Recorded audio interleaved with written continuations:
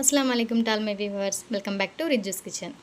ఇవాళ రిజ్జూస్ కిచెన్లో ఎంతో టేస్టీ యమ్మీ అయిన బీట్రూట్ రవ్వ లడ్డుని ఎలా ప్రిపేర్ చేయాలో చూసేద్దాం. ఈ బీట్రూట్ని పిల్లలు పెద్దలు తీసుకోవడానికి ఎక్కువగా ఇష్టపడరండి. అలాంటి వాళ్ళకి ఇలా లడ్డూలా చేసి పెడితే చాలా ఇష్టంగా తినేస్తారండి. అసలు ఇందులో బీట్రూట్ కలిపామా అని కూడా తెలియదండి, అంత బాగుంటుంది టేస్ట్. ఆ ఫ్లేవరే రాదు. అలాగే హెల్త్ కూడా చాలా మంచిదండి, బ్లడ్ కూడా ఇంప్రూవ్ అవుతుంది. ఎలా చేయాలో చూసేద్దాం. ముందుగా ఒక మిక్సర్ జార్లో 3/4 కప్పు పంచదార, 3 యాలకుల్ని తీసుకొని మిక్సీ పట్టేసి పౌడర్ని పక్కన పెట్టేసుకుందాం. ఈ కొలతలన్నీ ఒకే కప్పుతో ఇచ్చేయండి. తర్వాత ఒక బీట్రూట్ని పీల్ ఆఫ్ చేసుకొని అదే కప్తో 3/4 కప్పు మిక్సీలో వేసి కొంచెం వాటర్ వేసి మెత్తగా మిక్సీ పట్టేద్దాం, ఇలా గుజ్జులా. ఇప్పుడు ఈ బీట్రూట్ గుజ్జుని ఒక బౌల్లో క్లాత్ వేసేసుకొని క్లాత్లో ఈ గుజ్జుని మొత్తం వేసుకొని ఇందులో నుంచి రసాన్ని అయితే తీసేద్దాం. గట్టిగా పిండేసి ఇలా బీట్రూట్ జ్యూస్ని మొత్తం వడకట్టేద్దాం.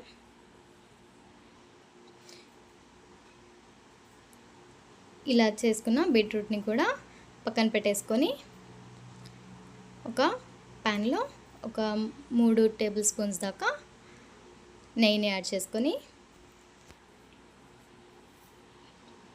ఇందులో జీడిపప్పు, బాదం పప్పు ఇలా కట్ చేసుకున్న డ్రై ఫ్రూట్స్ని 1/4 కప్పు వరకు నెయ్యిలో వేసేసుకొని లో ఫ్లేమ్లో వేయించుకుందాం. ఇందులో కావాలంటే కిస్మిస్ కూడా యాడ్ చేసుకోవచ్చండి, మీ ఇష్టం. ఇలా లో ఫ్లేమ్లో రోస్ట్ చేస్తూ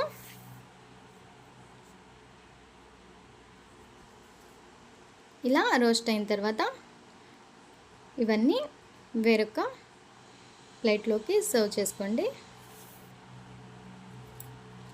ఇప్పుడు ఇదే నెయ్యిలో 1 కప్పు వరకు బొంబాయి రవ్వని తీసుకొని నెయ్యిలో వేసేసి ఇలాగా స్లోగా నెయ్యి మొత్తం అబ్జర్వ్ అయ్యేలాగా కలుపుకుంటూ ఉండండి. ఈ ప్రాసెస్ మొత్తం 5 నిమిషాల నుంచి 10 నిమిషాల వరకు పడుతుందండి. మొత్తం లో ఫ్లేమ్లోనే చేయాలి. ఇలాగా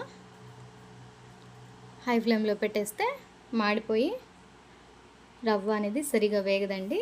సో లో ఫ్లేమ్లో ఇలా వేయించుకుంటూ ఉండండి. ఇప్పుడు ఇందులో పక్కన పెట్టుకున్న బీట్రూట్ జ్యూస్ని రవ్వలోకి యాడ్ చేసేసి ఇది కూడా కలుపుకుంటూ ఉండండి. ఈ జ్యూస్ మొత్తం రవ్వలోకి అబ్జర్వ్ అయ్యేలాగా స్లోగా ఇలా ఉండలు కట్టకుండా కలుపుకుంటూ ఉండండి. ఈ ప్రాసెస్ అయితే చాలా ఈజీ అండి, త్వరగా అయిపోతుంది. చూడండి, మొత్తం కలిసిపోయింది, కలర్ అనేది కూడా మనకి చేంజ్ అయిపోయింది.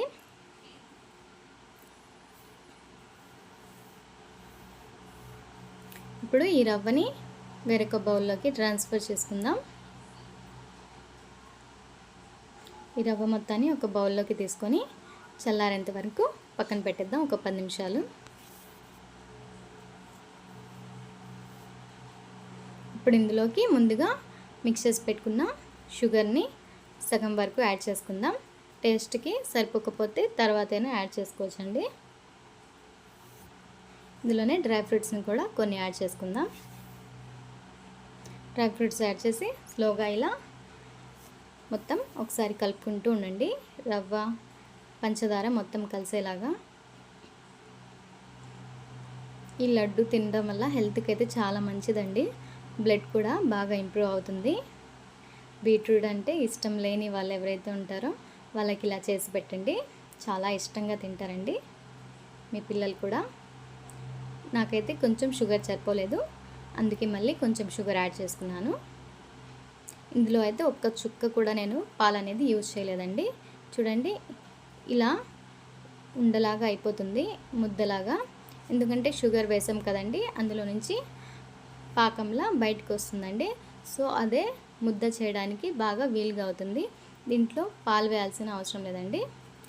ఇలాగా ఒక్కొక్క ముద్దను తీసుకొని ఇలా లడ్డూలా ఉండగా చుట్టేసుకోండి. నెయ్యి కూడా అప్లై చేసుకోవాల్సిన అవసరం లేదండి చేతికి, ఆల్రెడీ ఇందులో నెయ్యి ఉంది కాబట్టి. ఇలా లడ్డూలా చేసేసుకొని దాని మీద బాదం పప్పు లేదా జీడిపప్పుతో గార్నిష్ చేసుకొని ప్లేట్లోకి సర్వ్ చేసుకోండి. ఇంతేనండి, ఎంతో ఈజీగా టేస్టీగా బీట్రూట్ రవ్వ లడ్డుని అయితే ప్రిపేర్ చేసుకోవచ్చండి. మీరైతే నా ఛానల్ని సబ్స్క్రైబ్ చేసుకోండి, నన్ను సపోర్ట్ చేస్తూ ఉండండి. Thank you all for watching my video. See you soon next video.